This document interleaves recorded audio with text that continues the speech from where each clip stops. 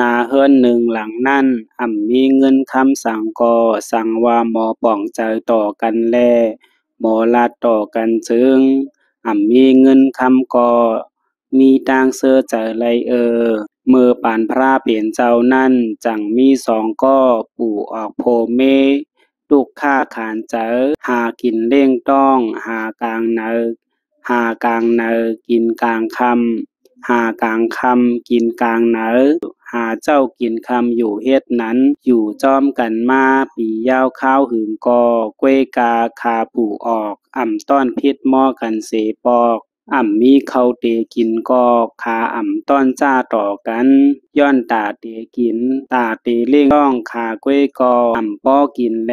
ตาเตหลูดต้านอันว่านั่นยังแค้นไว้ไกลๆก่อนลามีอยู่วันหนึ่งโผมันลูกกว่าเหตุการณ์เตรียมเจ้าเสเมนางมันจำลูกมาหุงเขาเฮ็ดพักตาเตกว่าส่งปันโผมันตีการนั่นอยู่เมื่อยามหนังอันเขาพักมันก็สุกดีงามยาวนั้นมันนางตึกเตอ่างแฮนเอาเข้าพักมันกว่าส่งปันเจ้าโผมันอยู่จังซ้ำมีเจ้ามหากัสสปะมาตุงซ้อมแลเจ้ามหากัสสปะจังมุงต้อยหันก็อันถูกดีคยอดเนอเมืองโคงกลางเส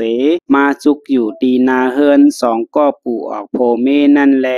มันนางก็จังแฮนเข้าพักเย้าเส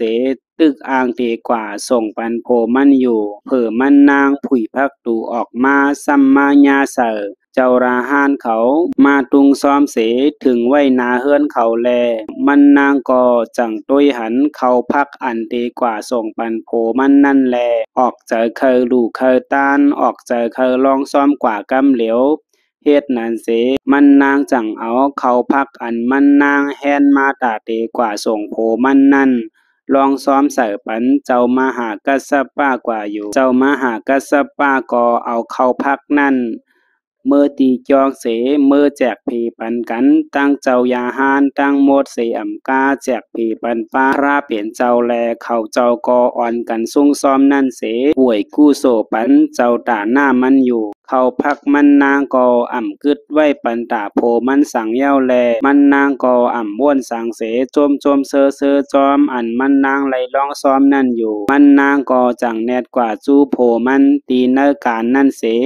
ลาดโผมันว่าเมื่อในเฮามีเข้าพักมาส่งปันสู่เย้าเมื่อไกลเฮาเอาเข้าพักนั่นลองซ้อมกว่าปันตีเจ้าสังขายาหานเขาเย้า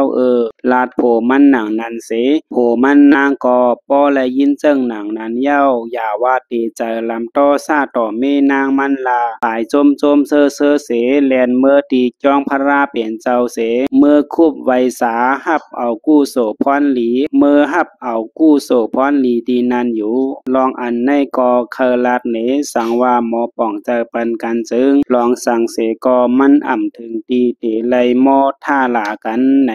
เฮอหมอป่องเจอกันเสหมออยู่จ้อมกันกว่าเสกัน